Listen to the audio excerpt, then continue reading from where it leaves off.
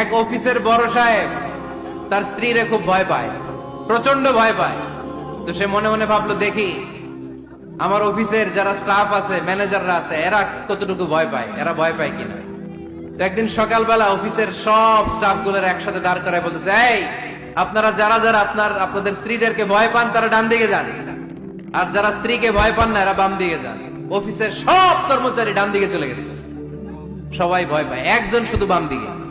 বাম দিকে কয়জন ভয় পায় না, আর যারা ভয় পায় এরা ডান দিকে, ডান দিকে সবাই। তো বড় সাহেব ভাবছে, আলহামদুলিল্লাহ আমার অফিসে একজন হইলেও বীর পুরুষ আছে। তো বীর পুরুষের কাছে যেয়ে বলে, ঘটনা কি, আপনি মোটেও ভয় পান না? কয়, স্যার প্রতিদিন অফিস করার জন্য যখন ঘর থেকে বের হয় আমার বউ আমারে বলে দেয়, খবরদার সবাই যেদিকে যায় তুমি কিন্তু ওইদিকে যাইবা না,